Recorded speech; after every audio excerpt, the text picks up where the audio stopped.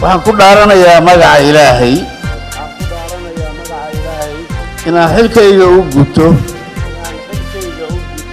si daacad ah oo danta dalka dadka iyo diinta ku jirto dhowrana dastuurka qaranka iyo shuruucda kale ee dalka u yaala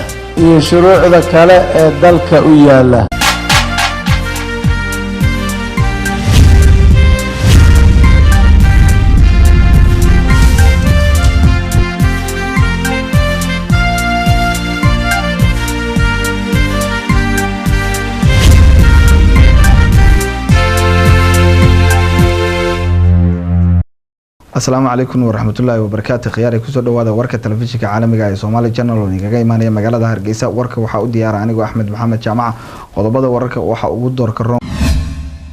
وزير كوزارة المالية حكومة الصومالية وكور بحي سفر وكتة ودمضة عالمك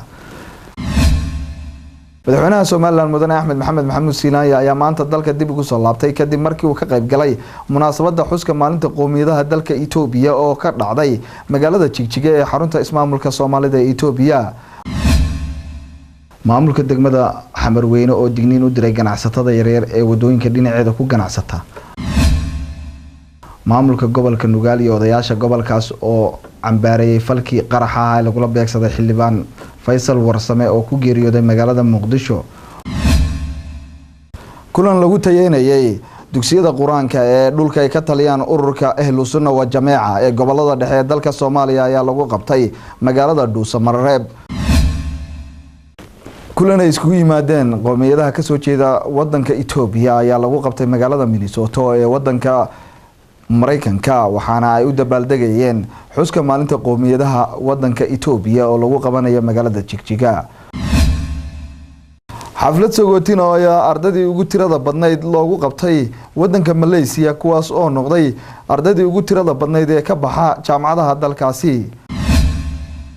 qodobada iyo qodobo kale ayaan inii haynaa balse intaynan u gelin qadar yar oo xayeysiisa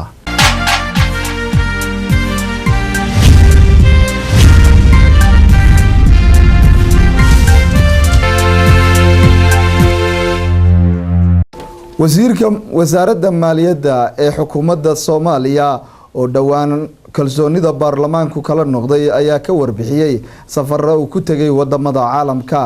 waxaana warkaa nooga soo dirtay Muqdisho Nimca Maxamed Bashiir محمود حسن سليمان وزيرka wasaaradda maaliyadda xukuumadda Soomaaliya oo dib ugu soo laabtay magaalada Muqdisho kadib safarro uu ku tagay qaar kamid ah wadamada caalamka ayaa ka warbixiyay shirar uu uga qayb galay magaalooyinka Brussels iyo Paris kuwaas oo looga hadlay arrimo dhowr ah oo ku saabsan iskaashi wada shaqeyneed oo dhaxmara wadamada dariska la ah Soomaaliya waxaan ka soo laabtay shir aan kaga soo qayb galay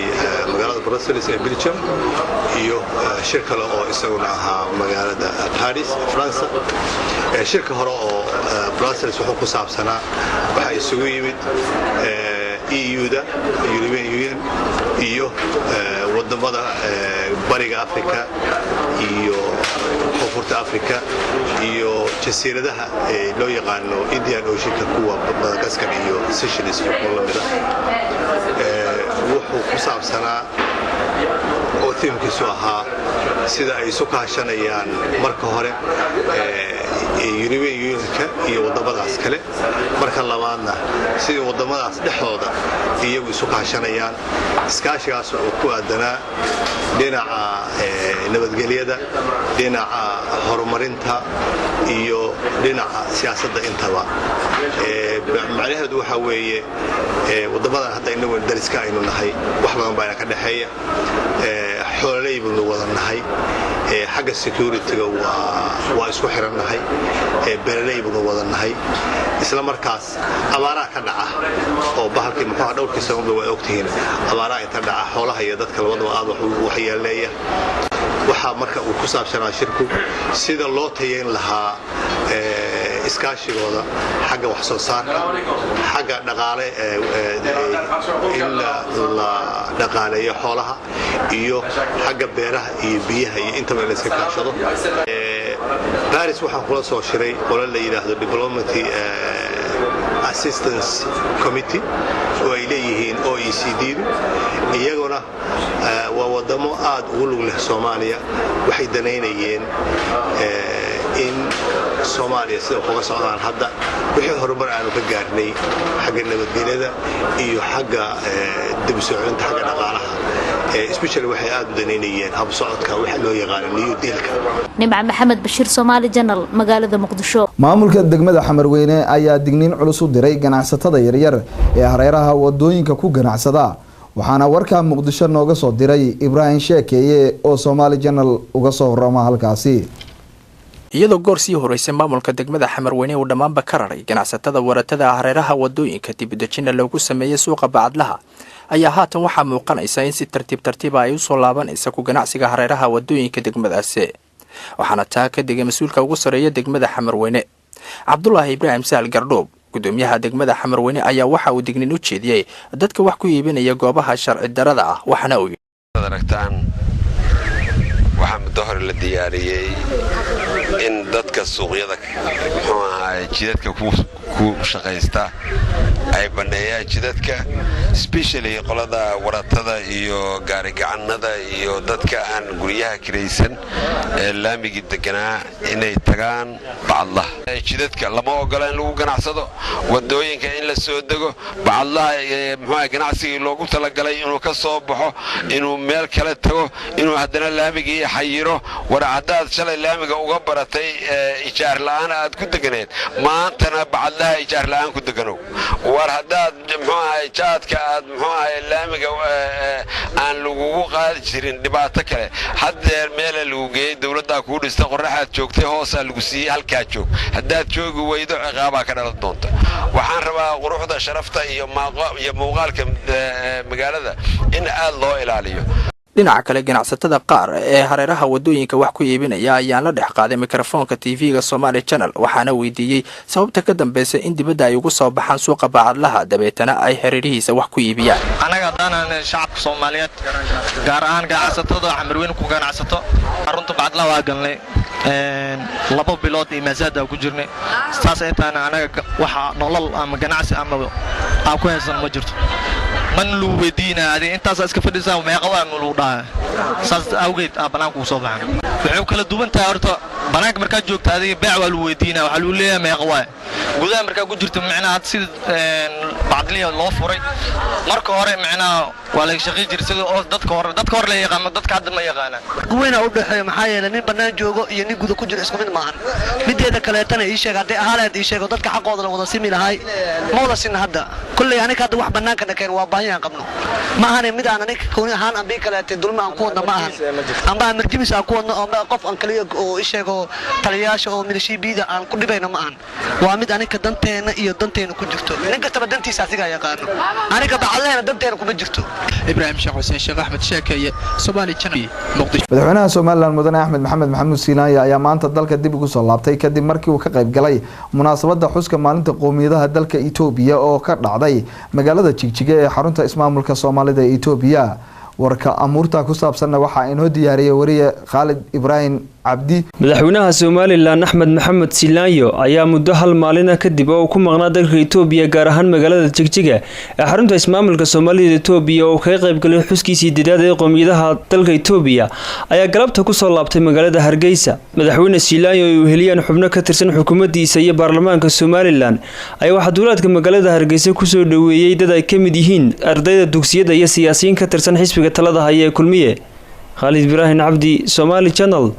Hargeysa musharax Cali Cabdi Awaare oo kamid ah musharaxiinta u tartamaya xilka madaxnimada dowlad goboleedka Puntland ayaa maanta si ballaaran loogu soo dhaweeyay magaalada Boosaaso ee xarunta ganacsiga ee dowlad goboleedka Puntland musharaxa ayaa boqolaal dadweynaha iyo marti sharaf kala duwan ay ku soo dhaweeyeen dhabaha diyaaradaha ee magaalada Boosaaso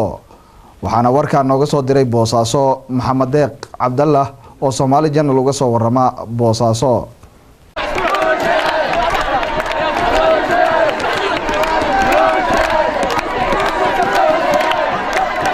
musharaxa madaxweynaha Puntland Cali Cabdi Awaare ayaa maanta si weyn loogu soo dhaweeyay magaalada Boosaaso isagoo ka soo kicisnay dalka Djibouti oo ay ka soo qaaday diyaarad isaga gaar u ahayd musharax cali cabdi awaare oo ay kusoo dhaweeyeen garoonka diyaaradaha ee magaalada boosaaso boqolaal dadweyne ah ayaa halkaasi waxa uu ku marxabeeyey ama uu ku salaamay qaar badan oo ka mid a dadkii soo dhaweeyey isagoo si laab furnaana oo kalsooni ay ku jirta u dhex qaaday boqolaalkii dadweyne isugu jiray qaybaha bulshada ee ku dhaqan gobolka bari musharax cali cabdi awaare oo gaadiid badan oo ku dhegan sawirkiisa iyo dadweyne watay calanka puntland iyo calanka soomaaliya ay kusoo dhaweeyeen garoonka diyaaradaha ayaa socod ku maray gudaha magaalada boosaaso iyadoo dadweyne kalena ay kusoo dhaweeyeen isla gudaha magaalada boosaaso kuwaas oo u sacbatumayay musharax cali cabdi awaare ayaa boqolaal ka mid a taageerayaashiisa waxa uu kula hadlay garoonka kubadda cagta ee magaalada boosaaso maadaama dadkii soo dhaweeyey aad u fara badnaayeen taasoo kaga hadlay marxaladda xilligan puntland doorashada soo socota in isagu yahay musharax puntland la qaybsaday wax badan intii ay jirtay aad iyo aad baan idinka mahad celinayaa dhammaanba shacabka reer boosaasood soo dhowaynta diiran ee aad kaliya laab ii soo dhowayseen aad baan idinka mahad celinayaa waxaan u malaynayaa haddaan taa idhaahdo kuma khaldani nin puntland inta sharaxan ee walaalahayga murashaxiinta ah nin odhan kara inta anigu aan soo maray oo deegaamada puntland oo aan xogogaalka u ahay waa soo maray oo xogogaal baan u ahay ma jiro mana isbeddel dhaba bisha janawari 8 doorashada dhici doonta xaasaskooda keenaan carruurtooda keenaan sida annaga carruurtoodaasi casayr iskuul noogu dhigato oo maalin walba jeelka markii maxaabiisi ka baxsato ay riski ugu jiraan iyaguna carruurtooda ha keeneen dhibta ha nala arkeen anigu muwaadin puntlandera puntland u soo halgamay nabaddeeda ka soo shaqeeyey kana shaqayn doona ee haddii maanta uu wax waayo aan ka tegi doonin baana maanta aanu tartamayno markii wax la waayo inay dib u wada noqdaan sida doorkii hore intii ila tartantay waad ogtihiin oo hoolka ila gashay cabdiraxmaan faroolaa ka jooga waa ogaa isaguna hadduu waayo australia u aadi lahaa ma jiro nin muwaadina oo puntlandera oo aniga ila mida oo dalalka soo maray oo deegaanka wax u og oo xogogaal u ah waa maqlaaya ragle annagaa xogogaal u ah anaa uga xogogaalsan cid walba puntland anaa uga xogogaalsan deegaan kasta anaa soo maray waxaan rajaynayaa insha allahu puntland isbeddel dhaba rin doonnaa ilaha dhaqaalaha dekadaha waa ballaarin doonnaa dekada horlena waa ku dari doonnaa dekadda boosaasoodna dekad ballaaran oo dekadaha caalamiga la jaanqaada bay noqon doontaa ayraboorka aan ka soo degana insha allahu markaan ku guulaysano wuxuu noqon doonaa ayraboor caalamiya meel wax marayaan qof wax ka bilaabi kara baa la rabaa puntland cayaar ma aha meel shaqo loo soo doonta ma aha hawl baa taal dhib baa taal baahin baa taal maamul baahin baa taal wuxuu qabad bulshaa taal waxa loo baahan yahay in la og yahay meeshii waxyaaliin anigu sariirta hoosteeda waxa ku jiraan ogahay meel kastoo waxyaaliin baan ogahay waxaan ka tacsiyeynayaa oo aan cambaaraynayaa dagaalkii ka dhacay taleex xaq ma ahayn aad baan uga xunnahay waa ka soo hor jeednaa qaraxii maalinkii dhoweyd boosaaso ka dhacay oo dad aan waxba galabsan oo maataahi ay ku waxyeeloobeen qaarna ku dhinteen waa ka tacsiyeynayaa ilaahay ha u naxariistaan leeyahay waana ka soo hor jeednaa waxa sidaasoo kaleetaa islaamnimona maaha bini'aadanimona maaha beeldaaja axmed xirsi oo ku geeriyooday magaalada qardho ee gobolka karkaar oo ahaa runtii isimadii halganka dheer puntland tan iyo aasaaskeedii tiirdhexaadka u ahaa waxaan sidoo kale ka tacsiyeynayaa xildhibaan faysal maxamed warsame oo aad og tihiin faysal warsame faarax wuxuu ahaa nin reer boosaasooda waad og tihiin nin reer puntland waa ka tacsiyeynaynaa waana cambaaraynaynaa wixii falkaa ka dambeeyey soo dhaweynta musharax cali cabdi awaare maanta loogu sameeyey magaalada boosaaso ayaa safka hore ka gashay mid ka mid a soo dhaweynadii ugu ballaarnaa ee loo sameeya musharaxa maxmed eeq cabdalla tv-ga caalamiga Somali Channel boosaaso xaflad sagootin oo ayaa ardadii ugu tirada badnayd loogu qabtay wadanka Malaysia kuwaas oo noqday ardadii ugu tirada badnayd ee ka baxa jaamacadaha dalkaasi Axmed Abukar Asari ayaa nooga soo diray Malaysia warbixin amurta ku saabsan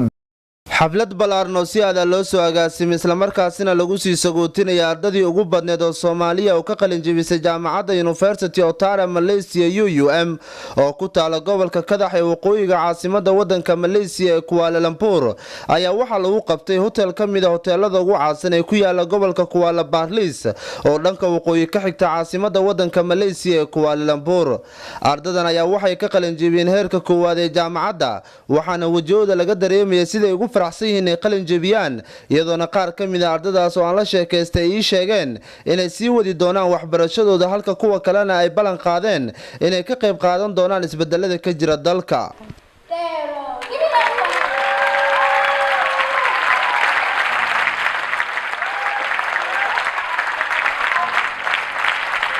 munaasabadan ayaa waxaa ka soo qayb galay gudoomiyaha ardada Soomaaliyeed ee jaamacadda UUM Mudane Maxamed Januune Maxamed, gudoomiyaha qaybta internationalka ee jaamacadda UUM Master Usama, mid ka mid ah ardadii ugu horeysay ka qalin jebisay jaamacadda UUM Mudane Cabdiraxmaan, ardadii qalin jebisay marti sharaf kale oo aad u fara badan, waxaana dhammaan dadweynihii ka soo qayb galay xafladan wajahooda laga dareemaya sida ay ugu faraxsan yihiin inay ka soo qayb galaan munaasabad noocan oo kale ay ku qalin jebinayaan arday fara badan oo Soomaaliyeed. haddaba qaar ka mid ah ardadii qalin jebisay oo mikrofoonka Somali Journal dhex qaada ayaa waxay cabirayaan dareenkooda farxadeed ee ku aadan qalin jebintooda. Bismillahir Rahmaanir Rahiim. Assalaamu alaykum warahmatullahi wabarakatuh. Ilaahay subhanahu wa ta'ala ayaa maad iskale inoo suurtageliyay inaan qabano xafladan qiimaha badan oo ay ku qalin jebinayeen arday Soomaaliyeed oo aad u fara badan. runtii waa arrin farxad leh oo bishaaro iyo mataqaana baraare iyo mustaqbal wanaagsan buu ah ummadda Soomaaliyeed meel walba joogaan. Ilaahay subhanahu wa ta'ala waxaan ka rajeynayaa inuu ayagan mustaqbal wanaagsan siiyo ardadan qalin jebisay. sidoo kale ummadda Soomaaliyeed waxaan leeyahay adinkana mataqaana Ilaahay burburka iyo dhibaatada naga saaro dhamaanteen Ilaahayna noo soo saaro dhalinyaro fara badan oo aad u wanaagsan oo mataqaana wax baratay oo dalkooda iyo diintooda iyo dadkooda anfacda. aan halkan mahad iyo hambaliyo aan ugu dirayaa dhammaan familkayga hooyaday Hawiye Xaashi iyo hayeeyaday Xaliimo Maxamuud Jacaf iyo dhammaan ummadda Soomaaliyeed waxaan idin leeyahay hambaliyo waxaan ku bogaadinayaa ama ugu talinayaa dhammaan dhalinta iyo ardayda iyo ummadda Soomaaliyeed inay wax bartaan. waxbarashadu waa shay cajiib ah oo qaali ah waxaan halkan aan uga mahad celinayaa ama u hambaleynayaa dhammaan ardayda ila qalin jebisay. waxaan halkan uga mahad celinayaa hooyadayda macaanto Saara Macalin oo joogta Soomaaliya. waxaan filaa hooyo inay daawanaysid. I love you so much mommy. waxaan kaloo salaamaha aabahay oo sidoo kale Soomaaliya joogo. waxaan salaamayaa walaalahayga oo kala jooga Yurub iyo America. runtii aad aan idin jeclahay qayb weyn ayaa ka qaadateen inaan horumarkan sameeyo meel walba aad joogtiin. waxaan idin leeyahay hug and big love. waxaan halkan ugu hambaleynayaa oo ugu mahad celinayaa waalidiinteeda oo ugu horeeya aabahayga qaaliga ah Mr. Xuseen Lugo iyo hooyaday iyo walaalahayga iyo intii kaalanta ka soo qaadatay waxbarashada inaan heerkan soo gaaro. waxaan jeclahay inaan sii wato waxbarashadeeda haddii aan lidno oo wadankayga wax ugu taro. waxaa mahad gaar u dirayaa waalidiinteeda qaaliga aadka u jeclahay oo i garab taagnaa ilaa waxbarashadeeda aan dhameysto. aabahay hooyaday eedaday walaalahay iyo relative-kayga dhammaan waxaan hambalyo ugu dirayaa. alxamdulillaah maanta waxbarashada waa dhameystay. halkan waxaan ugu soo dhamaatay xafladii qalin jebinta ee jaamacadda University of Tara Malaysia. halkan waa aad u mahad celinayaa walaalkay Ma Cabdullaahi Faarax iyo hooyaday Daaba Xasan oo igu soo garab galeen waxbarashada caawatan igu soo dhamaatay. waxaan halkan ka salaamayaa hooyaday oo isku qaaday dhinacii hooyo dhinacii aababa sidii heerkan ii soo gaarsiin lahayd iyo walaasheeda Hani Shariif Mukhtaar oo intii la timid ilaa iyo from Africa iga la timid Soomaaliya aad ay u maasantahay. waxaan aad u jeclahay inaan familkayga kan ka salaamo Rajaam Cabdi Fise. waxaan leeyahay aad ayaa u mahadsantiin waxbarashadeeda. Ilaahay waxaan ka rajaynayaa guul inaan ku gaaro waxbarashadeeda. maalintan oo ii ah maalin aad iyo aad u farxad badan. waxaan hambalyo iyo mahad celinba u dirayaa walaalahayga dhammaan reer Xuseen Hilowle oo igu garab qabtay waxbarashadan. waxaan leeyahay walaalayaal dhammaan waa mahadsantihiin. Axmed Abuukar Ashari, TV-ga caalamiga Somali Channel, Malaysia. kulan lagu shaacinayay musharax cusub oo ka mid noqon doona musharaxiinta u tartamaya xilka madaxnimada ee Puntland ayaa lagu qabtay magaalada Nairobi. war amuurta ku saabsanna waxaa Nairobi ka soo diray Cabdiqaadir Cali Xuseen Koronto. kulankani qadada ah oo ka dhacay magaalada Nairobi ayaa waxaa lagu shaacinayay murashaxa Cabdullaahi Daahir Maxamuud oo isu soo taagay xilka madaxtinimo ee Puntland. waxaana kulanka lagu soo bandhigayay murashaxa ka qayb galay siyaasiyiin diblomaasiyiin aqoon-yahano waxgarad haween iyo marti sharaf kale murashaxa Cabdulaahi Daahir Maxamuud oo ugu horeyn kulanka ka hadlay ayaa waxa uu shaaciyay inuu u taagan yahay xilka madaxtinimo ee doorashooyinka Puntland murashaxa ayaa sidoo kale waxa uu talooyin dhowr ah u soo jeediyay murashaxiinta kale ee u taagan qabashada xilka madaxtinimo shacabka iyo maamulka Puntland inaan halkan maanta bisha 12 sanadka 2013 maalin axada inaan kaga dhawaaqo inaan u taagnahay musharaxnimada madaxweynenimada Puntland ee 2014 waxa markaa ii muuqata maanta inay Puntland u baahan tahay in la dib loo soo nooleeyo maxay tahay himiladii ujeedooyinkii iyo maxay tahay horumarkii la higsanayay lala doonayay sidaa daraaddeed anigoo Cabdulaahi Daahir Maxamuud waxaan aaminsanahay kula kalsoonahay markaan keligay isla tashado inaan leeyahay khibraddeeda garashadeeda iyo waay aragnimadeeda maxay tahay musharaxiinta waxaan ku baraarujin lahaa inay qudhoodu iska ilaaliyaan wixii hadallo ama magaranaysaa wax kicinaya ama aan waxba taraynin ee laga yaabo inay ku kordhiso doorashada maxay tahay khalkhal si gaara waxaan halkan fariin uga dirayaa madaxweynaha waqtigiisu dhammaaday musharaxiintana ka mid ah Cabdiraxmaan Maxamed Faroole inuu xil gaara iska saaro oo weliba isagoo eegaya ballamihii hore iyo shuruudihii doorashooyinkii hore lagu heshiiyey isagoo xirinaya sidoo kale siyaasiyiintii iyo qaybihii kala duwanaa ee kulanka ka hadlay ayaa waxa ay si weyn u soo dhaweeyeen murashaxa cusub ee ka mid noqonaya murashaxiinta u tartamaysa qabashada xilka madaxtinimo ee Puntland waxaanu maanta halkaan isugu nimid musharaxnimada Cabdulaahi Daahir Afquraac ayaanu isugu nimid iyadaanuna ayidsanahay kuna shaqeeynaa de inkastoo anagu aanu hadda nahay diaspora jaaliyad ah waxaanu wax faraynaa oo u baaqaynaa waa dadka degaankii degan waxaan anigu qabaa Cabdulaahi iyo degaanka ragga ka soo jeedaayo inay xal u yihiin dispuute-ka Puntland ka taagan waxaan u maleynayaa tabaabashada inaad samaysateen adna ku tala gasheen ilaahayna ha idin fududeeyo dhammaantiin hawl waxaan idinka rajaynayaa ama mahadnaq waan idin samaynayaa isagana waxaan u sheegaynaa ilaahay inuu ku guuleysto dhammaanteena iyo ummadda Soomaaliyeed oo dhan iyo ummadda Puntland dhammaan iyo Soomaali oo dhan waxaan u rajaynaynaa khayr barwaaqo nabadgelyo waxaan isleeyahay waxay u baahan tahay hoggaan khayraadkeeda dabiiciga ah iyo mideeda dadkeeda aqoonta ay leeyihiin u maareeya isugu duwa horumar ku gaarsiiya standardka hadda ay ku nool yihiin maciishadana kor ugu qaada aragtidaas ciddii la timaada uma ay baahnaa qabiil uma ay baahnaa wax kaleeto waxay u baahan tahay oo keliya waxa weeye istiraatiiji cusub si gaara haddaan usii taabto hadda arrimaha Puntland waxaan qabaa in midaynta iyo midnimada Puntland inay tahay priority asaasin inay tahay waxaan qabaa Cabdulaahi inuu ku habboon yahay arrintaas inuu ka shaqeeyo isuna keeno ayaan qabaa waxaan qabaa inaysan marnaba aan hoggaan lagu noqon karin mataqaanaa darajo ku raadinta qabiilka marna inaan hoggaan noqon karin ayaan qabaa waxaan u rajaynayaa murashaxa waan ku taageerayaa waxaan u rajaynayaa guul baan u rajaynayaa Cabdulqaadir Cali Xuseen Koronto Somali Channel magaalada Nairobi xarunta dowladda hoose ee magaalada Badhan ayaa kulan ballaaran ay iskugu yimaadeen saraakiisha ciidamada waxgaradka maamulka degmada iyo culimo u diin kala duwan ayaa lagaga wada hadlay sidii loo xoojin lahaa howlaha dowladda hoose ee degmada Badhan waxaana warkaas mar labaad nooga soo diray Badhan Siciid Cabdilaahi Tiij oo ka soo warama Badhan.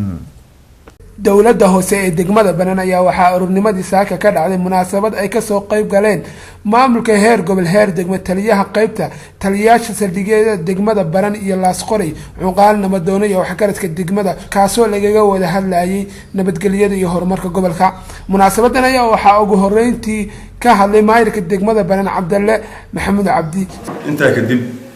waxaan isugu nimay halka saaka laba arrimood ta koowaad oo ah nabadgelyada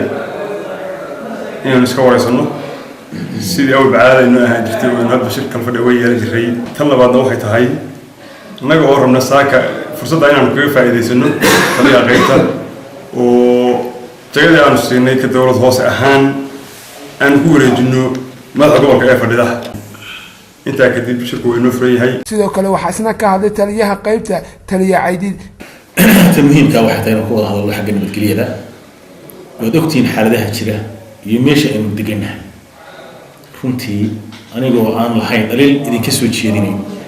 inaad ku liidataan xagga nabadgelyada iyo wada shaqaynta booliiska iyo maamulkaba aad ku wanaagsantihiin haddana si adkayn iyo in la is arko had iyo jeeraale habka wada shaqaynta.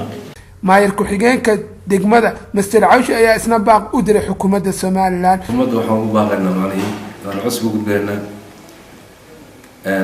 horumarka kadib dhacay macnaheedu oo dhan walba ah haday tahay ta u weyn oo ah magaalada intaa leego biyihii ay ka go'an yihiin macnaheedu in iyada reegii sida ugu degdega badan ugu dhaqsaha badan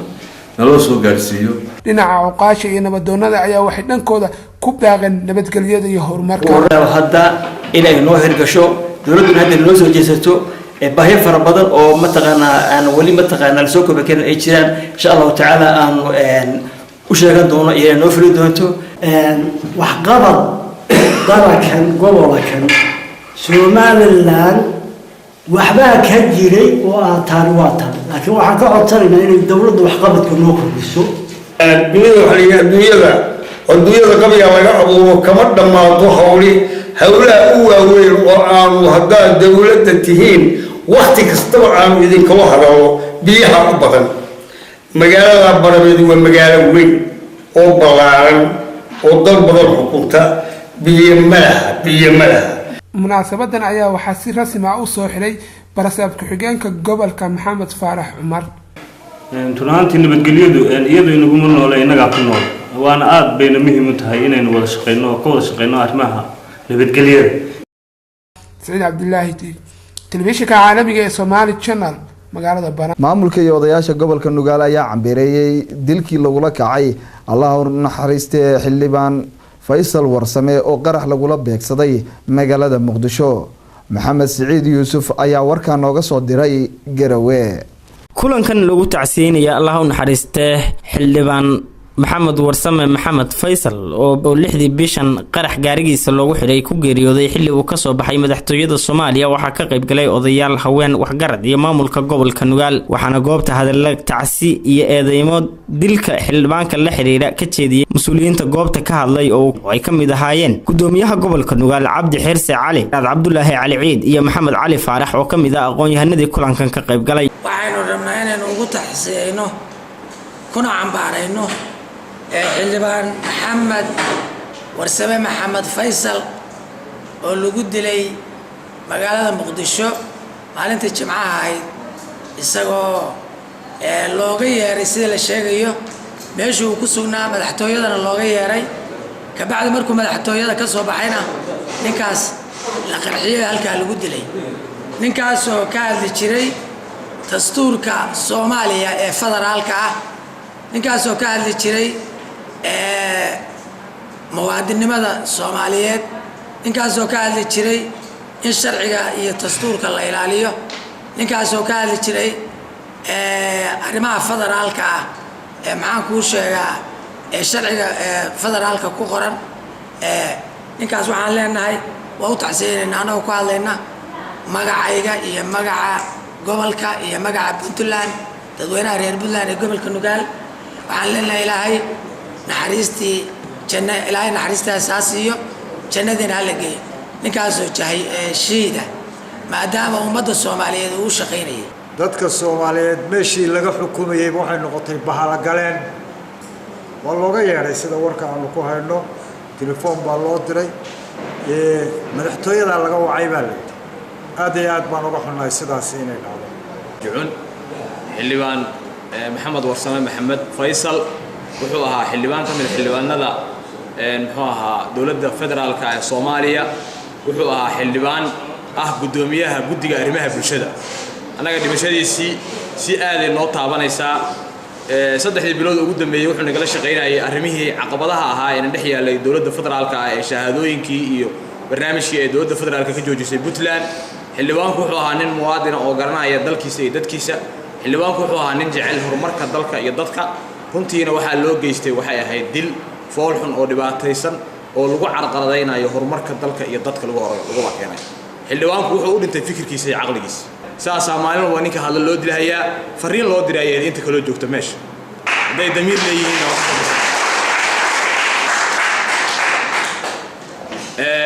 waayaan la hadlin waayaan xaqa la sheegin waayaan dastuur laga hadlin si kastaba ha ahaatee ilaa hadda si dhaba looma oga cidda ka dambeysay qarax lagu qarajiyey allahu naxariistee xildhibaan faysal xilli uu ka soo baxay madaxtooyada Soomaaliya maxamed siciid Somali Channel Garow magaalada Garowe caasimada Puntland ayaa waxaa dib ugu soo laabtay musharax Maxamed Cabdinuur oo bariyihii ugu dambeeyay loolanka siyaasadeed ka waday musharaxnimadiisa gobolada Bari iyo Karkaar warkaas waxaa nooga soo dirtay magaalada Garowe Samiira Cabdiraxmaan Cabdulle soo dhaweynta musharax Maxamed Cabdinuur Xirsi oo maanta soo gaaray magaalada Garowe waxaa banaanka hore ee magaalada kaga hortagay taageerayaashiisa oo ku soo bandhigay cududooda taageeranimo iyo sida ay ula dhacsan yihiin inuu isu soo taago xilka madaxtinimada Puntland ayagoona ku hadaaqayay erayo ay ku amaanayaan musharaxa soo bandhigay cayaaro musharaxa ayaa markii uu soo gaaray goobta ay ku sugnaayeen taageerayaashiisu waxa uu mid u gacan qaaday qaar ka mid ah dadka u soo banaan baxay soo dhaweyntiisa Garowe kadib safar uu ku tagay gobolada Bari iyo Karkaar oo kula soo kulmay odayaasha waxgaradka haweenka iyo dhalinyarada oo kala soo hadlay ololihiisa ku aadan doorashooyinka madaxtinimada Puntland intaasi kadib waxaa loo soo galbiyay musharaxa aqalka uu ka degan yahay magaalada Garowe oo ay ku sugnaayeen qaar ka mid ah taageerayaashiisa sida weyn uga dhursugayay imaashihiisa Garowe halkaasi oo musharax Maxamed Cabdinuur kula hadlay warbaahinta iyo taageerayaashiisaba asagoona uga mahad celiyay sida ay u soo dhaweeyeen taageerayaashiisu iyo waliba ciidamada ammaanka gobolka oo uga mahad celiyay sida ay ammaanka u sugayeen intii ay socotay soo dhaweyntiisu waxaan aad iyo aad ugu faraxsanahay soo dhaweynta qiimaha iyo qaayaha leh reer nugaaleed gaar ahaan Garowe caasimadda Puntland aad igu soo dhaweyseen booliska iyo taliyaha qaybta gobolka Nugaal Cabdiraxmaan Xaaji Abshir iyo saraakiisha oo dhan sidii wanaagsanayd ay noo soo dhaweeyeen waa mahadsantihiin aad iyo aad baa u saxaafadda midda koowaad saxaafadda waa mahadsantihiin insha Allah waa inoo 8 January iyo guul iyo madaxweyne insha Allah sidoo kalena taageerayaasha musharax Maxamed Cabdinuur Xirsi ayaa waxa ay ka hadleen dareenkooda iyo waxa ay ka rajaynayaan doorashooyinka madaxtinimada ee ka dhacaya 8 January Puntland geesiga dulqaad iyo samir loogu deeqaa Puntland taatan kara dooro xilliban dooro waxaan taageersanahay musharaxan oo aad iyo aad aan ilaa saakay aan soo dhaweynayay shacabka iyo taageerada khaaska ah waxaan leeyahay in musharaxa loo soo duceeyo dhammaan beesha caalamkana waxaan leeyahay inay na taageeraan haddaan nahay maamulka Puntland magacaygu waa Safiya Bashir Bishaare waxaan taageersanahay musharaxa Maxamed Cabdinuur Xirsi inuu xilka qabtaan ka rajeynaya insha Allah Samiira Cabdiraxmaan Cabdulle Somali Channel Garowe degmada Badhan ee ka tirsan gobolka Sanaag ayaa maanta saldhiggii ugu horeeyay lagu dhagax dhigay waxaana warkaas nooga soo diray magaalada Badhan Saciid Cabdullaahi Tiij oo Somali Channel uga soo warrama halkaasi magaalada Badhan ayaa waxaa saaka aroornimadii lagu dhagax dhigay saldhig cusub ay yeelan doonto degmada Badhan saldhigan ayaa waxaa si rasmi ah u wada dhagax dhigay maayirka degmada Badhan barasaab ku xigeenka gobolka iyo taliyaha qaybta dhagax dhiga kadib ayaa waxay mas'uuliyiinta halka ka soo jeediyeen hadallo kooban waxayna u dhacayeen sida tan ku wareejinay saldhigii booliska degmada Badhan dowladda hoose ayaana dhulka ku deeqday oo bixisay insha Allah waxaanu jecelnahay inuu si dhaqsaa u dhismo oo si dadaal saaran yahay ay ugu hawlgelayaan waana diyaarba oo mar hore waana loo ku ballan qaaday in saldhigga la dhiso mashruucaas waanu sugaynay insha Allah dejintiisana waxa leh qaybta oo dee saaran haddana hawshaas lafteeda u yimid oo u jooga magaalada aad iyo aad baan ka mahadcelinaya gudoomiye si sharafta iyo qiimaha leh karaamada leh aad maanta nagu wareejiseen qaanka dhulkii laga dhisay saldhigga booliiska degmada haddii wax walba waxa ka horeeya horta bal dhulka in la helo dawladda hoose dhulkii ku deeqday aad iyo gudoomiye maxaan karo u heelan inuu maxaan ku booliiska la shaqeeyo baan ku aragnaa annana waa kula shaqeynaa haddii la raali ka noqdo haybada iyo karaamana ay noo wada tahay guud ahaan in saldhigga booliiska la helo ummadda ku kala baxdo dacwadii lagu qaado shiralka iyo hawlaha kiisaska dhacaya lagu baaro aad iyo aad dadka mahadcelinayna waana loo dhisay haddii la raali ka noqdo maanta waxaan halkan dhagax dhignay saldhiggii booliiska ee degmada Badhan runtii aad iyo aad ayaan idinku hambaleynayaa saldhigga maanta aan dhagax dhignayna waa la dhisayaa haddii Ilaahay yaraa aad ayaan idinku hambaleynayaa in saldhigga la dhisayo haddaad tihiin ciidanka booliiska taliyaha qaybta iyo ciidamadii saraakiisha kaleba aad baan idinku hambaleynayaa waana la idin dhisayaa saldhiggii degmada maanta haddii Ilaahay yaraaho insha Allah tacaala intaa kadib ayaa waxa taliyaha qaybta salaan ka qaatay ciidanka booliiska degmada wuxuuna halka uga soo jeediyay kelmado waano iyo dhiirigelin iskugu jirta maanta waxaan gudoonayaa buqacadii ma nooga dhisnaa saldhigga booliiska in badan baa ciidanku ku taamayay inuu dayac badan ka haysto saldhig la'aanta maanta waa ka naga gudoomiye noo dhagax dhigay درس حاجة وحنا كلنا يدقمدي حاجة وحنا كلنا هاي محن كل هذا عيدا كقرنكا قلت له عيدا كقرنكا ماشي هو حبونه هو نكسن وقوله هيا ما طلع إنه قاعد يصل دقي بوليسك آذيات بعد مورال كينو حيلته ما تبغى كي أبغى له حاجة إنه بتقليده سيدا دوش شغل جتني سكة ونكسب بالي كدنيا sidoo kale waxaasna goobtan ka hadlay taliyaha saldhigga degmada Badhan taliye guri oo u mahad ceshay madaxda gobolka iyo degmada waxaan aad ugu faraxsanahay muddo dheer anagu bilaahoy ahayn ومانت سلكي معناها نلو ده يحرقي ونلو دسيو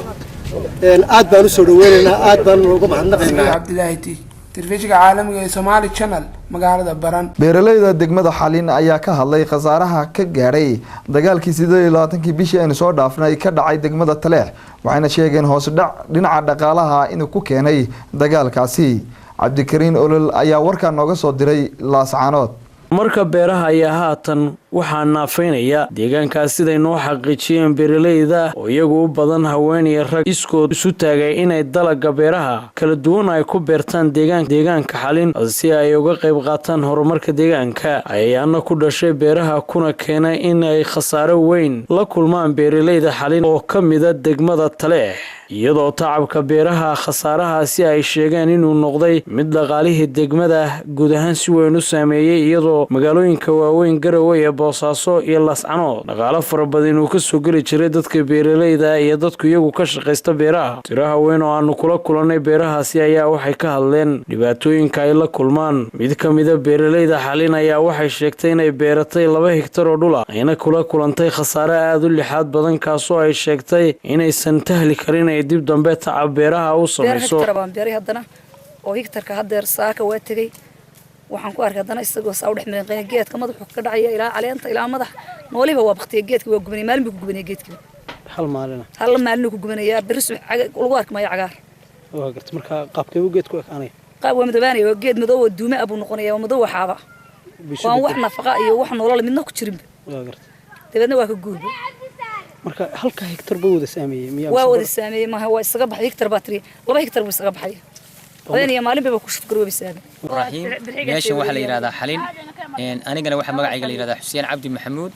meeshani waxay caan ku tahay beeraha iyadoo labadii dalag ee sanadka xagaaga iyo kii diracda dadku ay ku khasaareen lacag fara badan la geliyay oo ilaa 50 milyan ilaa beerba in la gashay iyadoo dadku ay maartay dhaqaalahooda hoos ugu burbureen haddana meeshan iyadoo ahaan jirtay meesha ugu khudaar badan vegetables-ka iyadoo hadeer laga darsado mudish oo aan haba yaraatay laga helin wax khudaareed beer khudaareed aan laga helin waxa marka aan dadka hay'adaha caalamka ka codsanayna in xanuunkaas iyo cudurradaas beeralayda laga kaalmeeyo iyadoo dadka beeralayda ay aqoon habka geedka daawada loo siinayo sida khudaarta vegetables-ka yaayeen tamaatado kale onions-ko kale iyagoo aan aqoon sida loo siinayo loo daaweynayo ama treatment-ka loo siinayo waxaan ka codsanaynaa in hay'adaha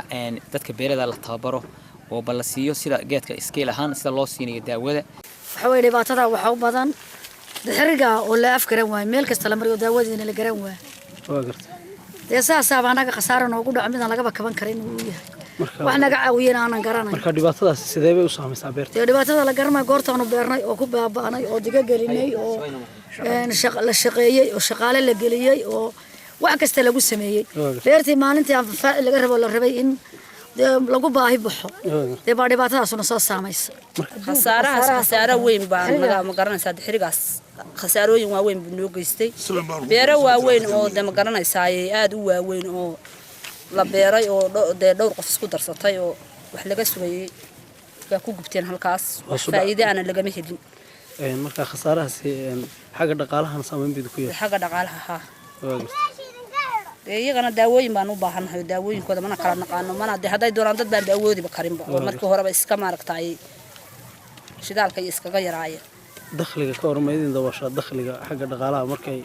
si fiican u baxdo si fiican haday u baxdo oo bixideedu si fiican u baxdo oo ma garanaysaa dhaqaale fiican haysato waan dabooli kartaa marka waxa weeye de anagu taayadii ka daalimayno waanu wadaynaa taayadii cid kasta ilaahay baanu ka sugaynaa laakiin anagu hadda waxba wax isma lihin ciddaas wax siinaysa annaga isku tashanayna haddiise dee cidna daraynayso wax la siinaysa waanu u baahannahay dee waanaan behelayn maxaa isleena weynaan behelayn midda kale dhirtu waxay qabtaan cayayaan baa ku dhasha daawooyin bay leedahay daawooyinkana dee waa la iska qushi beeraa marka had iyo jeer waxaa loo baahan yahay nin yaqaana marka hore oo daawooyinka yaqaana oo geedka inta lagu maaragtay buufinayo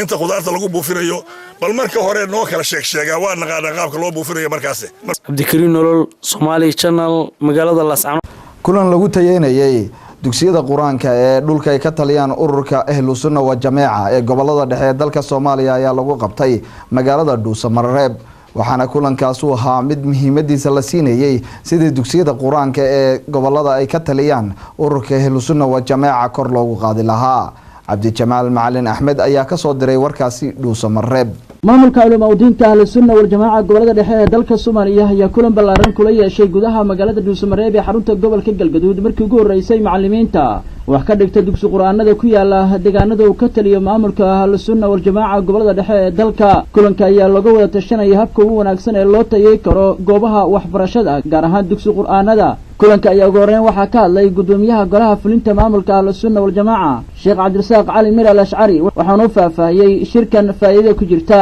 macallimiintii caqiidada iyo diinta u soo kifaaxday raggii ka haray maadaama macallimiintu ay yihiin sida sharafta leh ay kulanka u soo ajiibeen uga soo qayb galeen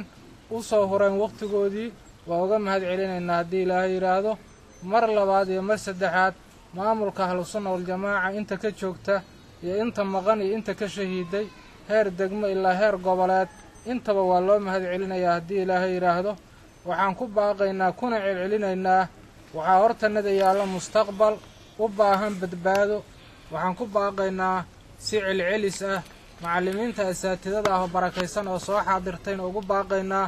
in carruurta laga nadiifiyo maskaxdooda fikirka takfiiriga ah fikirka isqarxinta ah carruurta ul wax laguma baro oo keligeed ah carruurta laguma baro xoog oo keli ah wax lagu baraa waa inaad ku soo xirtaa nabiyullaahi maxamed inta kadib isna goobta waxaa ka hadlay madaxa waxbarashada maamulka ahlu sunna wal jamaa gobolada dhexe ee dalka Soomaaliya Sheekh Maxamed Cali Xasan Sheekh Maxamed Shaakir wuxuuna sheegay in kulankan uu noqon doono mid sanadla si loo tayeeyo waxbarashada gaar ahaan madaarista diinta lagu barto waxaan maanta macallimiinta dhandagahooda maqashiinaynaa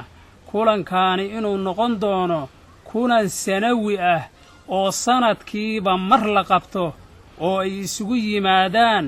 mucallimiinta deegaamada ahlu sunna wal jamaa ay ka talido madaarista qur'aanka kariimka ku dhiga gudoomiyaha shirka qodobada ka soo baxaya goobta waxaa ka akhriyay mursal Sheekh Maxamed Yuusuf Xeefow oo madaxa arrimaha bulshada maamulka ahlu sunna wal jamaa gobolada dhexe maamulka culimo diinka ahlu sunna wal jamaa bartamaha Soomaaliya waxa uu mahad ballaaran u soo jeedinayaa macallimiinta dugsiyada quraanka ahlu sunna wal jamaa ee Soomaaliyeed in ardayda dugsiyada quraanka la baro caqiidada saliimka ah ee ahlu sunnati wal jamaa in dugsiyada quraanka ee ku yaala deegaamada maamulka ahlu sunna wal jamaa uu ka arrimiyo lagu akhriyo mawliidka rasuulka nabadgelyo in xariis dushiisa ahaatee in ay magaalo walba soo gudbiso guddiga macallimiinta ah ee magaaladaas metelay in Cabdi Jamaal Macalin Ahmed Somali Channel Dhuusamareeb wadanka maraykanka waxaana ay u dabaaldegayeen xuska maalinta qowmiyadaha wadanka Itoobiya oo lagu qabanayo magaalada Jigjiga waxaana nooga soo diray warkaas magaalada Minnesota Maxamed Dulyadeyn oo Somali Channel uga soo warama halkaasi. munaasabad ballaaran loona soo agaasimay si habsan ayaa maanta lagu qabtay Safari Center ee magaalada Minneapolis. munaasabadaas oo lagu taageerayay munaasabad kale oo ka dhacaysay Jigjiga kuna saabsaneyd Hidaar 29. Hidaar 29 waa xuska maalinkii qowmiyadaha iyo shucuubta Ethiopia ay dhammaan ku heshiiyeen federaalnimo, nabadgelyo iyo isdhaqan barasho. munaasabadan waxaa soo agaasimay golaha guurtida dowlad deegaanka Soomaalida Ethiopia ee North America, aqoon-yahano, xubno firfircoon kana soo jeeda deegaankaas iyo ururka SEDIO oo loo soo gaabsho Somali Ethiopian Diaspora Youth Organization. maalinkan waa maalin loogu talagalay qowmiyadaha Ethiopia ee kala duwan inay isu yimaadaan ay isbartaan dhaqankooda iyo cid walba mataqaana ay waa multicultural event amalaha weey. Ethiopia saad ogtiin ba dad mataqaana isku mid aha ama is yaqaanay ama isku dhaqana ama isku diina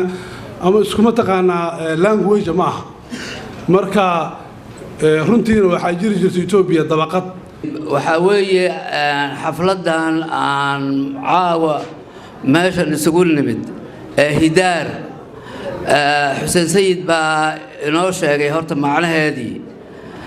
waxa weeye maalintii xafladan waxay ka tarjumaysaa maalinkii dawladda Ethiopia ay qowmiyadkeedu ay qumaati u xoroobeen oo qowmiyad kasta oo Ethiopia ka mid ah ay noqotay mid iyadu horumarkeeda iyo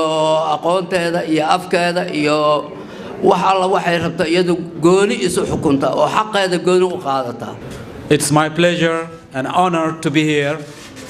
to celebrate and share with you the 8th anniversary of Nationalities of Ethiopia Day. So I have deep love and respect for the Somali region, Kilil 5. በዛሬው ጊዜ የኢትዮጵያ ብሔረሰብ አንድነት በጅጅጋ የሚደረገው የኢትዮጵያ ብሔረሰብ አንድነት ስብሰባ ዛሬ እዚህ መጥተን ማከፈላችን በጣም ደስ የሚያሳይ ነገር ነው። waxaan salaamayaa dhammaan dadka halkan isugu yimid odayaasha aqoon-yahanada fanaaniinta dumarka waxaan aad u salaamayaa oo aad u soo dhaweynayaa ururka SEDIO dhalinyaradan firfircoon maxay ahayd shirka noo qabatay sagaal maamul goboleed haddaad maabka ku arkayso hawmalayn dadka la maagan oo muran dheeyo lay mataanaha isjecel baana ayum kalana marmayne mid waliba maslaxadiisa iyo garay muradkii gobolkeena madax gaaray iyo minister loo yeeliyay bagaamatachu dahnadarachu hindeminachu salaamatachu soo dhawaada balay waad qowmiyada ka imaade waaye Ethiopia dhan ka imaade maanta Jigjiga joogto af Oromo waaye dhihada korba bobba utigal sagorunta tigal korma barodugal gulanta kan keyboard horrible waa Oromo taas inta markaan ka gudbo daawadayaal oo dambeyntii iyo gabagabadii barnaamijkana waxa ay soo gashay inaan goobtii kulanka ka dhacay ku weydiiyo dhowr su'aalood Maxamuud Haaguf iyo dhalinyaro kale oo badan oo ka soo qayb gashay kana mid ah agaasimayaasha Maxamuud Haaguf waxaan weydiiyay su'aasha koobaad oo ah maxay ahayd ujeedada looga gol lahaa in la isugu yimaado kulankan maanta ka dhacay halkan ee balaaran Bismillahir Rahmanir Rahiim waad mahadsantahay Maxamuud ujeedadu waxay ahayd in aan sanad guuradii 8aad ee Hidaar 29 oo ku aadan bishan oo December 8 oo ay saacada Jigjiga ka tahay berito in aanu kala qayb galno dabaaldega ka socda xafladaas oo markii ugu horeysay ka dhacaysa caasimadda dawlad deegaanka Soomaalida Itoobiya ee Jigjiga sidoo kalena daawadayaal Cabdirasaaq Golongol waxa aan weydiiyay maxay tahay ujeedada ama sababta loogu soo hagaajiyay maanta oo ah 8 December inay dhacdo xafladan looga soo qayb galay sida weyn بسم الله الرحمن الرحيم واد ما سنتهي وري محمود maanta waxaa loogu aadiyey isla maantadan waxay ka dhacaysaa xafladdaasi dowladda deegaanka Soomaalida Itoobiya taariikh ahaan waa bishii Hiddaar oo taariikhda Itoobiya ay ku aadan tahay Hiddaar 29 annagana ay noogu aadan tahay December oo 8 caawayno ah marka farxad bay noo tahay inaan waqti u wada helo inay isku hal waqti ay nooga wada dhacdo Jigjiga iyo Minneapolis aad baad u mahadsantahay xafladan Hiddaar 29 waxaa loo soo agaasimay si aad u habsan waxaana ka soo qayb galay jaaliyado kala duwan kuna sugan magaalada tan Minneapolis Maxamuud Dulyadayn Somali Channel Minneapolis Minnesota qaar ka mid ah ganacsatada waxgaradka haweenka iyo ururada bulshada ee magaalada Kismaayo ayaa tacsi u diray Allah u naxariistay Beeldaaje Axmed Beeldaaje Maxamed Beeldaaje Xirsi waxaana warbixin amurta ku saabsan nooga soo diray Kismaayo Khadar Maxamed Xareed oo Kismaayo alaaba uga soo warama Somali Channel kulankan oo ay magaalada Kismaayo ku yeesheen odayaal aqoon-yahano ganacsato dhalinyaro iyo haween ayaa waxaa tacsi loogu dirayay eheladii iyo beeshii uu hogaamiyaha u ahaa Allah u naxariistay Beeldaaje Axmed Beeldaaje Maxamed Beeldaaje Xirsi Beeldaaje Faarax oo maalintii Jimcada ahayd ee 6 bishan ku geeriyooday magaalada Qardho ee maamulka Puntland waxaana dhammaan dadkii ka hadlay kulankan ay si qiiraysan uga hadleen geerida Beeldaajaha waxayna Allah uga baryeen inuu ka waraabiyo naxariistiisa Cabdi Yare Afduub oo ka mid ah ganacsatada magaalada Kismaayo ayaa ugu horeyn sharaxaad ka bixiyay taariikhda Beeldaajaha kadibna waxaa halkaasi hadallo kala duwan ka soo jeediyay qaar ka mid ah dadkii ka soo qayb galay kulanka tacsida ah Beeldaaje Axmed Beeldaaje Maxamed Beeldaaje Xirsi wuxuu ahaa taariikh ku leh gobolkaas oo laga yaqaano wuxuu caan ku ahaa in uu ka shaqeeyo hogaankii uu ka shaqeynayay oo ahaa hogaanka dhaqanka wuxuu hogaaminayay beeshaas 42 sano waxaan isleeyahay taariikhda wuxuu dhashay 1945 wuxuu jiray 75 sano إلا لله وإنا إليه راجعون إلهي أقول حريص الجنة في الدوسة لا يكورا أنت إلهي سبري ما نسيب سوى الله عبد الشهيد الداجة أحمد وضوها نيكي يقول لي أنا عدل حق على السوري موضوع غير الداجة السودوان بالودي طبعا تحصيل ودر إنه نوع بيشر وأنا عند الداجة وها ودهان سوق الداجة إنك اسم كاوي هاي اسم مطر الصومالية قال هندي أنا marka taasiba aan ugu direena ama ummadda Soomaaliyeed gaar ahaan beesha Muslimiin Beeldaaje Axmed Beeldaaje Maxamed Beeldaaje Xirsi Beeldaaje Faarax waxaan ugu direena taasiib tiiraayeen intuu ka tagay iyo annaga iyo intuu la shaqayn jiray iyo intii taqiinka samariga imaan Allah ka sii annagana samariga imaan Allah naga sii Beeldaaje أحمد بيلداجي محمد بيلداجي حكسي بيلداجي فارح إلهي جنة كورابشو نحريسنا خسيو وحامل قطع سينا نادبكاس وكجير يودي هلدي تلكي قرابدي وحاب بيلداجيها كل كمان وحامل تأسينا يا هلدي يا قرابدي أنا كميت كهيو كتري أحمد محمد حكسي فارح حرام الشغل إلى الإنترنت وصوت dad maantay ka maqal uu ku yahay maahi waxaan soo wada lisan jiray riyaha waxaan wada ilaalin jiray waxaraha waxaan wada quwaaxsan jiray gowlalada aniga xilligayga waa u jeedaa intaan leeyahay waa yar inaan ahay usawna laasoo waa igu soo xigay dhammaan eheladii qaraabadii ballaareed oo ka geeriyooday iyo gobolkii uu asalka u ahaa oo nasiib wanaag talada ka hayay تي على روبوتي بعد ده يا إنا لله وإنا إليه راجعون يريد أن نحن نتكلم طبعاً تنوتي اسم الداجة أحمد محمد حرسي فارح الله أبنا حريستو جنادنا الله كورابي طبعاً تنونا قد تسمى لمن الله نسيه وحنا محمد التحسيب والدريا بيرداجي أحمد بيرداجي محمد بيرداجي حرسي beeldaaje faarax beeldaaje ka mid ah beelaha meesha diga beeldaaje hoodi khaasatan beesha Musa Saleebaan Allah u naxariistay Beeldaaje Axmed Beeldaaje Maxamed Beeldaaje Xirsi Beeldaaje Faarax ayaa in ka badan 40 sano waxa uu hoggaan dhaqameed u ahaa mid ka mid ah beelaha Soomaaliyeed. Khadar Maxamuud Xareed, Somali Channel, Kismaayo. ardayda wax ka barata maxadka Sigma ee magaalada Beledweyne ayaa u fadhiistay intixaamaadka maxadkaasi soo ku soo waramayo wariye Cismaan Aadan Carays oo Beledweyne uga soo warama Somali Channel. maxadka Sigma ee kamida maxadida ugu waaweyn magaalada Beledweyne xarunta gobolka Hiiraan ayaa ardaydiisu saakaytay u fariisteen imtixaankaas dhexe sida uu xaqiijiyay madaxa imtixaanaadka maxadka Sigma ee u waramay TV-ga caalamiga Somali Channel. bismillaahir rahmaanir rahiim waxa inoo bilowday aan ku jirnaa imtixaanaadkii dhexe oo maxadka Sigma uu qaadi jiray. Sigma waxa ay qaadeen imtixaanaadka 4 bilood ama 3 bilood mar si loo ogaado ardayga oo mas'uulka aan ka nahay waxbarayno halka uu waxbarashada ka taagan yahay. heerna waa ku gudbaa oo heer kale ayuu u gudbaa qiimeyn ayaa loo sameeyaa. marka ardayda imtixaanaadka sanadkan loo fadhiisatay ama niskan ay gaaraysaa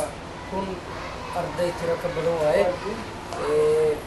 waxaana si habsami leh uga qayb qaadanayo dhammaan macallimiinta iyo maamulka macadka imtixaan nidaamsan oo isloogeysanayna galayaan. 1000 arday ka badanaana galayso imtixaanaadka 3 ama 4 bilood mar ayaan qaadnaa. marka waxaad tafaasiil iga siisaa imtixaankani muxuu yahay makii ugu dambeeyay markaas ku gudbayeenba makii dhaxaba muxuu yahay imtixaankani. imtixaanka waa imtixaankii dhexe oo 3 bilood ee daraasad soo wadeen ardayda sadarteed waa imtixaanaadkii dhexe oo 3 bilood daraasadii la soo dhiganayay ardayda. sidoo kale Ustaad Cabdinaasir ayaa isna ka warbixiyay ardayda u fariistay imtixaanka iyo maxadka Sigma heerkii kala duwanaa uu soo maray. runtii maxadkan iyo imtixaanaadka uu qaaday xilligiisaan maanta lagu soo booqatay waa wax lagu farxo waa sababtoo ah in ka badan 1000 arday ayaa maanta imtixaan u bilaabanaya oo maartay imtixaanka Sigma fariisanayso heer kala duwan laga bilaabo marxaladda heerka 3aad ilaa heerka 9aad. waa tilaabo horumar leh oo macadku gaaray. aniga ku hadlayo magaca mu'assasada maxadka Sigma oo Sigma Foundation maanta kormeer kula jooga maxadka imtixaanaadkiisa howlihiisa. haddana waxaan aad ugu faraxsanahay inay soo booqdo telefishinka soo booqdo oo warbixin siina Somali Channel. imtixaanaadkan iyo waxbarashada maxadka uu bixinayo iyo howlihiisa runtii waa wax bogaadin leh sababtoo ah gobolkan Hiiraan kama jiri jirin campus building iyo upgrading ka lagu sameeyay dadka yararka ah kama jiri jirin. waa talaabo maxadka sameeyay iyo mu'assasada ay sameeyeen. wuxuu ka bilowday 27 students hal class oo 7 arday ka bilowday maantana 160 arday fariistay imtixaanka. qaar ka tirsan ardayda imtixaanaadka saaka u fariistay maxadka Sigma ayaa ka warbixiyay dareenkooda imtixaanaadka ay galeen. محمود وأرضي سجل كدرس ما امتحانك وفرحتني. maxaa dhigata marka imtixaanada soo gashay maxaa kamid ahaa عربي حساب سومال أرتس أنا وأحد الناس وأرضي كدرس سجمة وحاول امتحان كان أفضل من إنجليش حساب مانتن سوماليا أنا waxaan kamid ah ardayda maxadka Sigma dhigto waan ku faraxsanahay imtixaanka noo socdo waxaan soo galnay Ingiriis Carabi xisaab waxaan maanta geli doonaa insha Allah hadduu Ilaahay yiraahdo Soomaali iyo Artis waan ku faraxsanahay waxaan rajaynayaa maxadka Sigma ayaa waxaa wax ka barta arday aad u fara badan ee ka kala yimaada xaafadaha kala duwan ee magaalada Beledweyne. Cismaan Aadan Carays, TV-ga caalamiga Somali Channel, Beledweyne. magaalada Qardho ee xarunta gobolka Karkaarna waxaa lagu soo afjaray heshiis dhinaca dhiiga ah oo dhex yaalay laba beelood oo muddo 24 sano ah ay ka dhaxaysay xurguftaasu. waxaana soo afjaray boqorka beelaha Daarood boqor Burhaan boqor Muuse oo goobjoog ka ah heshiiska ay gaarayeen labada beelood oo ka soo horjeeda deegaamada Puntland. waxaana warkaan nooga soo diray Cabdiraxmaan Maxamed Cali Balaak oo Qardho ka soo warama. waxaa maanta magaalada Qardho ka dhacay kulan taariikhi ah oo u dhaxeeya beelaha Jaamac Siyaad iyo Beesha Cismaan Maxamuud oo maanta kala qaatay diye ka soo wareegatay 24 sano kadib. Kulankan ayaa si gaar ah waxa uu soo agaasimay boqorka beeraha Daarood oo kulan qada u sameeyay wafdigii ka socday beesha Jaamac Siyaad, waxaana lagu wareejiyay diyadii iyadoo ay kala gudoomeen nabadoon Maxamed Aadan iyo Axmed Maxamuud Maxamed. nabadoon Maxamed Aadan ayaa gudoonsiyay odayaasha ka socday beesha Jaamac Siyaad diyada qaybteeda hore, waxaana ka gudoomay Axmed Maxamuud Maxamed. waxaan halkan kaga gudoonay cuqaasha iyo waxgaradka beesha Ismaan Maxamuud qaybtii hore ee magta labada marxuun ee hore dhinacooda ugu dhintay, annagoo uga mahadnaqayna raggaas oo heshiiska maanta halka lagu soo gabagabeeyey dhimashadiisu ay 24 sannadood u dhaxaysay. waxaana ilaahay baa mahad gaara aan u celinayaa boqorka beelaha Daarood, boqor Burhaan Muuse, oo hawshaa iska xil saaray ahna mid tusaale u noqon karta guud ahaanba boqorada Soomaaliyeed. kulankan ayaa waxaa ka hadlay Samadoon Qadar Xaaji Mire, Korneel Yaasiin Cumar Dheere, gudoomiyaha gobolka Karkaar Cabdiquraan Maxamed Aadan iyo nabadoon Cabdixakiin Xaaji, waxaana goobjoog ka ahaa inta badan nabadoonada magaalada Qardho iyo odayaasha ka socday beesha Jaamac Siyaad. ugu dambeyntii kulankan ayaa waxaa soo xiray boqorka beeraha Daarood, boqor Burhaan boqor Muuse. aad baan ugu faraxsanahay kulankan maanta inuu halkan fadhino oo aynu ku soo afmeernay khilaaf ama xurguf labada beelood kala gaadhay muddada hadda la sheegay oo dhowr iyo 20 sano ka hor ah. aad iyo aad baan ugu mahadcelinayaa mar labaad beesha Jaamac Siyaad dhaxdadii ka dhacday Taleex oo naxdinta badnayd, gurmadkii ugu horeeyay oo ay soo galeen oo ay ku yimaadeen Taleex, xalinna ay hadda ku joogaan saan malaynayo iyo hawsha nabadeynta ay ka galeen. aad baan uga mahadcelinayaa. waxaan uga digayaa maamulada ama Puntland ha noqoto ama Somalilandba inay dadka shacabka ah gobolada ku dhaqan waxa ay iyagu rabaan iyo sida iyaga ay maslaxadooda ku jidho inay la qaataan oo aanay ku dhibaatayn oo aanay dhib u geysan. runtii waynu wada ognahay waxgaradka iyo garaadadii beesha dhulbahante laascaanood ilaa 7 sano 6 sano rag garaadada ka mid ayaan tagin. haddii dadka indhihiisii weeye hadday ka maqan yihiin meeshan baanu haysanaynaa oo saanu ku joogaynaa caqli ma noqon kadho. waa in wax badan laga fiirsadaa oo maamuladu iyaga naftigoodu ay taxadir badan sameeyaan oo arrimaha ay faraha kala baxaan, dadkaana rabitaankooda inay u daayaan. Cabdiraxmaan Maxamed Cali, Somali Channel, Qardho. magaalada Buuhoodlana waxaa maanta la dhagax dhigay dhismaha cusub ee yeelan doono custaal dadka dhimirka qaba lagu hayn doono, kaasoo ay ka qayb qaadan doonaan ganacsatada, culimadiinka iyo dadka deegaankaasi. soo ku soo waramayo wariye Cali Dhagjar oo nooga soo warama Buuhoodle.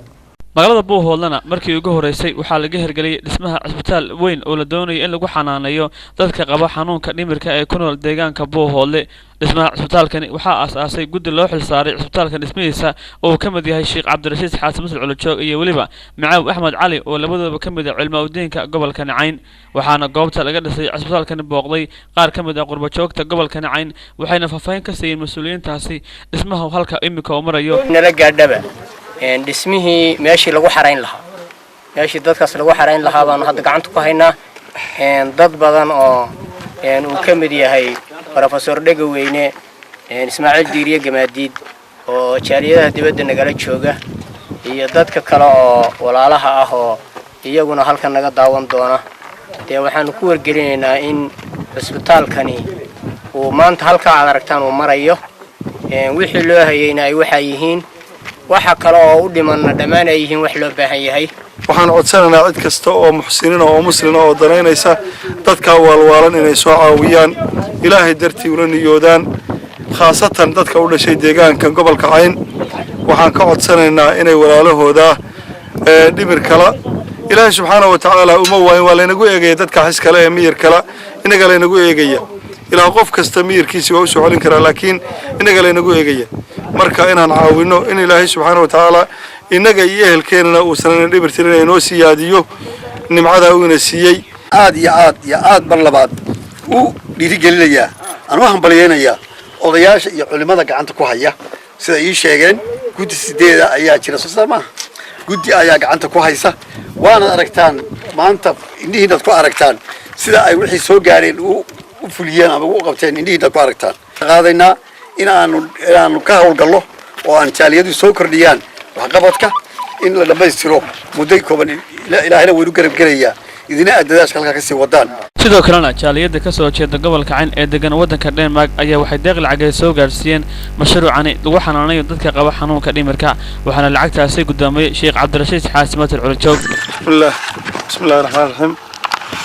waa aragtaan walaalayaal Xaaji Cali Mas ilaahay khayr kaga abaalmariyay isagana iyo intii soo dirtayba rabbi waxaan u weydiinaynaa inuu miisaanka xasanaadka ugu daro waana soo gaadhay lacagta 1200 ee ka timi Denmark marka cidii soo dirtayna ilaahay waxaan uga baryaynaa inuu miisaanka xasanaadka ugu daro sidii kuwii hore walaalayaal haddana soo gaadhay oo aanu gacanta ku haynaa laba lacagayo hore mid waxay naga soo gaadhay magaalada Melbourne urur la yiraahdo Al-Adaala oo ka jira magaalada Melbourne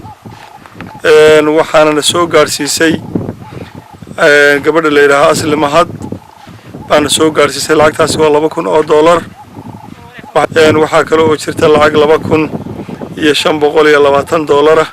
oo iyaduna naga soo gaadhay magaalada Bill ee isla Australia oo na soo gaarsiiyay Maxamed Aadan Almideel oo ka kooban iyaduna lacagtaas oo dhan $2,520 labada lacagayo waana soo gaareen وعلي عثمان يوسف على دكتور تلفزيون caalamiga ee Somali Channel magaalada Buuhoodle ee xarunta gobolka Cayn ururka Tawfiiq oo ka howlgala gobolka Awdal ayaa maanta dhagax dhigay guri cusub ay yeelan doonaan qoys danyara oo haysta wiil xanuunsanaya oo 17 sano jira kaasoo hore looga baahiyay telefishinka caalamiga ee Somali Channel warkaasna waxaa nooga soo diray magaalada Boorame wariye Cabdifataah Axmed ururka samafalka Tawfiiq ee ka howlgala gobolka Awdal ayaa maanta waxa uu dhagax dhigay guri loo dhisi doono qoyska uu ka dhashay wiil yar oo 17 jir ah kaasoo muddo fara badan ku xanuunsanaya gudaha magaalada Boorama isla markaana dhawaanaynu ka baahinay TV-gan caalamiga ee Somali Channel waxaana dhismaha gurigan ugu soo deeqay qoyska uu ka dhashay wiilkan yar dad muxsiniin ah oo ka daawaday TV-gan caalamiga ee Somali Channel waxaana munaasabadii dhagax dhigga gurigan ka hadlay qaar kamida mas'uuliyiinta ururka samafalka Tawfiiq waxayna faahfaahiyeen deeqahan ay ku bilaabayaan dhismaha gurigan halka ay ka kala yimaadeen iyo qaabka loo dhisayo gurigan ay u dhisayaan wiil qoyska uu ka dhashay wiilkan yar ee lagu magacaabo Cabdisamed Axmed Indhanuur $600 oo nooga yimid gabadh Kanada degan oo muxsinada oo walaashana ugu soo tabarucday Cabdisamed guriga loo dhisayo in lagu daro ilaahayna miisaanka xasanaadka ugu daro walaasheen waxa kale halka nagu soo gaaray $200 oo ka timiday gabadh muxsinada oo idla joogta oo tawa waxaan iyadana ilaahay u weydiinaynaa inuu awlaad u barakeeyo halkan waxa ku $138 oo ka yimid jaaliyada Denmark iyagana ugu soo tabarucay Cabdisamed iyagana waan u ducaynaynaa halkan waxa kale oo ku haya $60 oo ka yimid gabadh muxsinad ah oo aan garanayn meesha ay joogtay iskala dootay waan u barakeynaynaa dhamaantoodba ilaahay waxaan uga baryaynaa miisaanka xasanaadka ugu daro lacagtii hore halkan ka daawateen iyo taan maanta gacanta ku hayno markii isku geeyo waxaan u haynaa Cabdisamed $900 waxaan jecelahay maanta inaan u dhagax dhigno laba maqsin oo aanu kaga soo xareynayno isaga iyo waalidkiisa iyo awlaadoodaba ee dhaxamaha iyo roobabowga waxaan dhagax dhigaynaa maanta guriga Cabdisamed Indhanuur oo ah wiil yar oo hore shaashada ugu soo doonay oo aad u dhibaataysan kaaga daranay aw maxaa adartaane uu gurigii uu ku go'ay jinkad cid la dhex jiifa roobka iyo dabaysha iyo dhaxanta inta ku dhacaso annagu waxaan ballan qaadanaa ururka samafalka Tawfiiq hadaan nahay sidii aanu ugu dhisi lahayn aan subax kasta dhaxanta ugu soo kaleey lahayn aanu u garab taagnaan lahayn inta ay wastaadadu dhisayaan iyo shaqaaluhu idinkana waxaad ka codsananaa si naxariis leh in aad u soo dhameystirtaan labada maqsin walaalaha iyaga muxsiniinta ee jooga meel kasta ee soo dirsaday lacagtaas waxaan rajaynaynaa inuu ilaahay miisaanka xasanaadka inagu daro maalinta qiyaamaha waxaanad ogtihiin inay bishii December bilaabatay qof xanuunsanayna waad ogtihiin dhibtiisa iyo maxay hayday hawshiisa insha Allah waxaan leenahay inaga ilaahay ka rajaynaynaa in ay aad wax badan soo qabataan annaguna wixii karaanka iyaga aan qabanno. Cabdi Fataax Axmed, Somali Channel, magaalada Boorama. daawadayaal waxaa intaa inoogu eeg war dal iyo dibad wixii naga soo gaaray waxaana warkan inaga imaanayay stuudiyaha magaalada Hargeysa tan iyo intaynu ku kulmi doono kulanka xiga waxaan inaga tegaynaa assalaamu calaykum wa rahmatullaahi wa barakaatuh.